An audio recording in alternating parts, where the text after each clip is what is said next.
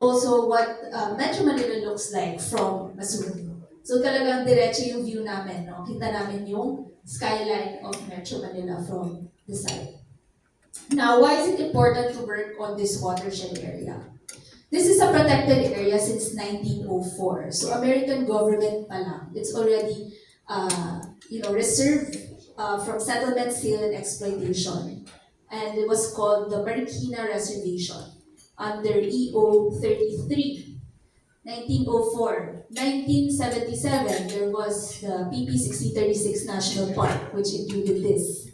2011, the Upper Marikina River Basin Protected Landscape, and many more executive and national laws and orders protecting the area.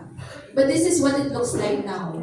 Ang green na lang po dyan, ang forest, is the northeast portion of the 26,000 hectare watershed. Wala na po yung watershed. So, hindi po tayo magtataka kung bakit nararanasan po ng mga taga Metro Manila ang pagbaha, pagbagyo, dahil nawala na po yung ating one of the natural defenses against climate change. No?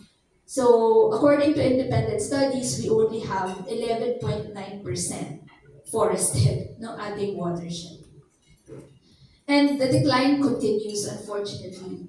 No? So, from the latest years, there is an ongoing decline despite billions spent on the National Greening Program in these areas and in other areas of the Philippines.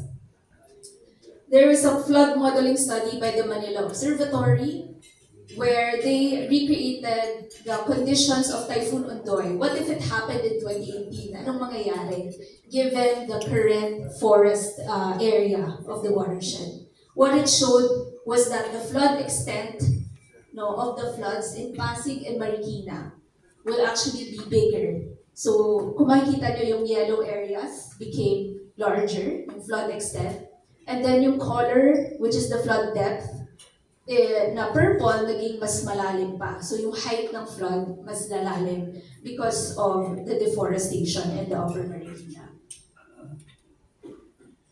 Even according to the World Bank, a forested watershed will result in increased or decreased water flow, no? So it can reduce the water flow by up to 47%, meaning slower po yung pagbaha. Erosion control by 7 to 100 times. And then lower cost infrastructure, meaning if we reforest the watershed, it will actually cost lower than spending billions on building great infrastructure or dams across the watershed just to regulate the water. So yun po yung benefits of reforesting the watershed. Unfortunately, when we started the project sa reforestation, ito po yung nakita natin. No? So, deforested na yung mountains. You can see here there are only a few standing pine trees. And then large clearings. We've seen massive tree cutting, wholesale tree cutting. Yan po yung mga napigilan natin nung beginning of the project. Charcoal making. But it was not actually these practices that were the biggest threats to the place.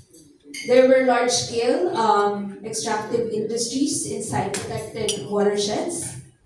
1,300 hectares were found to be under quarried agreements, but were eventually, after 2 years of campaigns by the Upper Marikina Watershed Coalition, they were ordered to be cancelled after 2 to 3 years of campaigning.